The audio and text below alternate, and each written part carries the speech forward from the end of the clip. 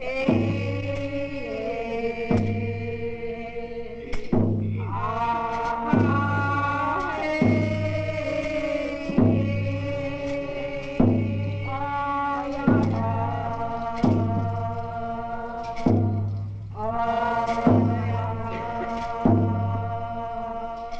am a Tlingit. I belong to an Eagle clan. In keeping with our tradition, I must commission a Tlingit artist who belongs to a Raven clan. Nathan Jackson was commissioned to carve this screen for Harvard's Peabody Museum exhibit, Tlingit Ani, Enter the Tlingit World. Nathan is known among our people as Yeshiadi, nephew of Donawak, the chief of the Sukachadi clan. Nathan makes his living by carving. His commissions are both traditional and commercial. What I'm doing here is using templates.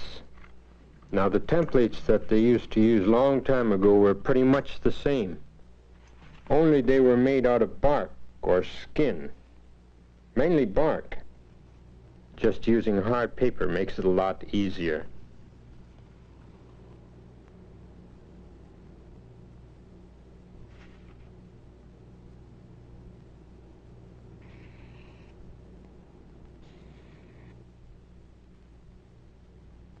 When I first learned to carve, I would watch a carver. Primarily, I was raised as a fisherman, a commercial fisherman. I used to daydream quite a bit and think about ways of making money. I dreamed about myself having a big boat. During the winter months, I'd watch a fellow by the name of Ted Lawrence, who is sort of an uncle to me. I would watch him carve little miniature totem poles. And from little pieces that he'd shave off, I'd use them and I'd carve small poles with a pocket knife. And some of them turned out pretty good. But I didn't pay too much attention to it. I knew I had a little talent of some sort, but I didn't pursue it. I was 20 years old when I discovered that I had ability to carve things out of wood.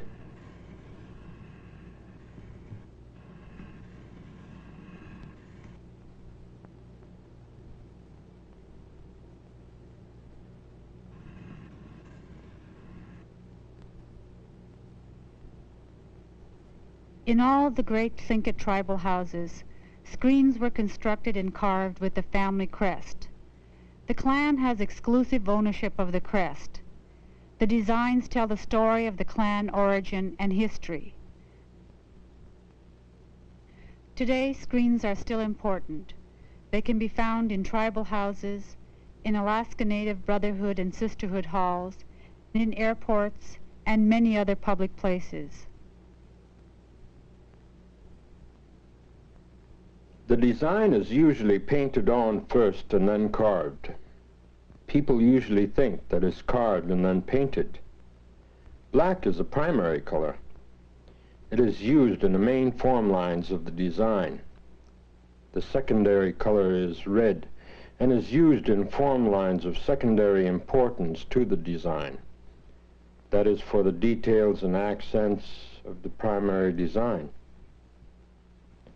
The blue is the third class, or the tertiary color. It is used only on the carved out or recessed areas, so that primary and secondary designs are painted on before any carving begins, and after carving, the blue paint is applied to only the carved or recessed areas. Northwest Coast Indian art developed on the Pacific, where there is an abundance of red and yellow cedar. Because cedar was not available, Nathan was forced to use redwood to carve the screen. However, he discovered that the wood splintered when he began adzing. Like his forefathers, Nathan demonstrated adaptability. He discovered that by putting water on the surface of the wood, the splintering could be avoided. According to Nathan, a carver learns new techniques with each job.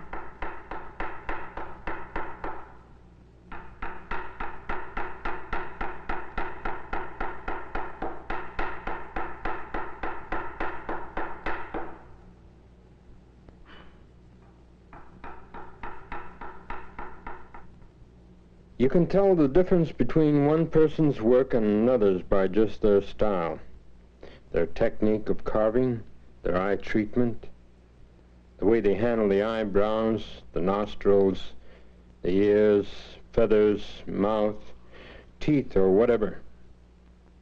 In this respect, I'd like to identify my work as being Tlingit, or the Tlingit style.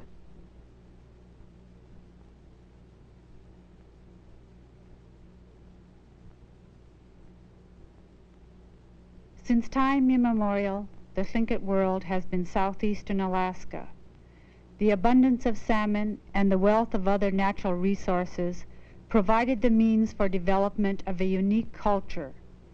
Because of this natural wealth, there was leisure time to cultivate the arts which pervade all aspects of Tlingit life. Traditionally, a young boy was trained by his mother's brother. The boys who demonstrated artistic talent were apprenticed to the master carvers. They were taught the conceptual designs and the process of selecting and preparing wood. Most importantly, the young apprentice was schooled in the social and ritualistic aspects of Tlingit tradition.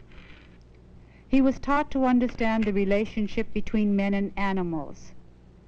It was this relationship which was manifested symbolically in the arts. Upon assignment to a master carver, the young boy's fingernails were clipped and placed in the best carvings. This was to ensure that the young artist would inherit the skills and knowledge of the master carver.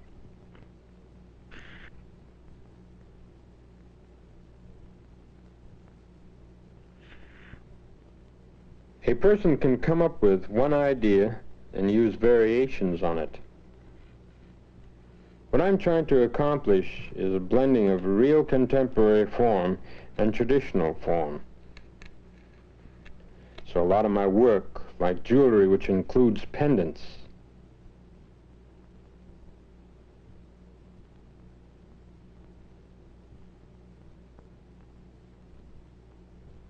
bracelets and rings, and painting crests on woven baskets and woven hats, carved wooden rattles, and carved ceremonial masks. I consider being contemporary with adaptation of traditional style, and it works pretty good. It's hard to get it to work well together in harmony, but you just try to invent new ideas and new design elements, and new components.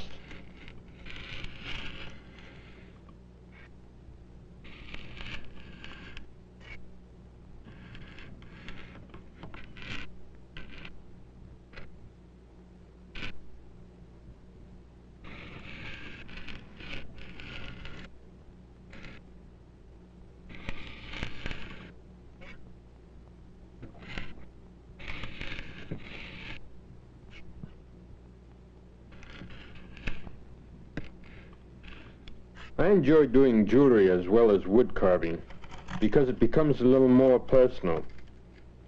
It lasts a lot longer and people wear it. If I did a bracelet last year, I'd go over to the person wearing it and say, "How's that bracelet? Let me see your bracelet." And after taking a look at it, I can tell if I've improved on my work, on my technique, or on my style. I've seen some of the items that I've made when I first started, and now I'd say they look pretty bad. But a lot of times I find that people cherish my first items regardless of the quality of the work, because they'd say, "I've got one of Nathan Jackson's first pieces." But it makes me laugh to see them again. What is really fine is seeing other people's work, or pieces in museums, the real top-notch, the better artists.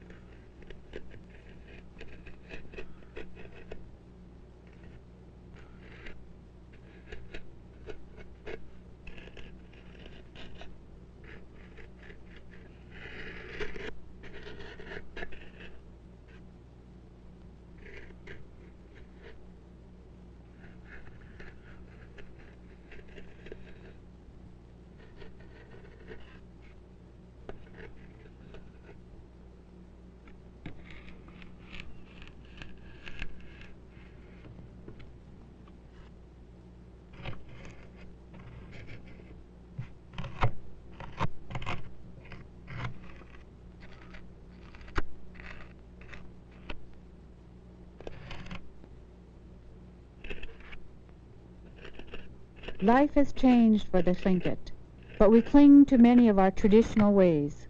Crest ownership, the right to use specific emblems, is still respected. Appreciation of Tlingit art has spread beyond its original boundaries. Tlingit objects are no longer confined to museums, but adorn many public facilities and private homes from Japan to England.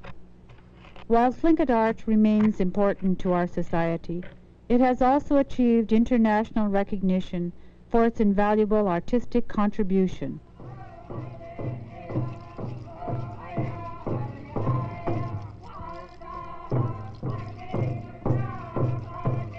One can influence a lot of young people with the interest that they will be able to commercialize like myself and be able to make some money. Now, what I've been doing is working for the University of Alaska on a program called Village Upgrade. So what I try to do is influence as many young people as possible. When you start realizing that there are few artists left, it's very sad. Like somebody once said to me, Nathan Jackson, the last of the Tlingit totem carvers. And that really got me uptight, because I don't want to be the last of the totem carvers.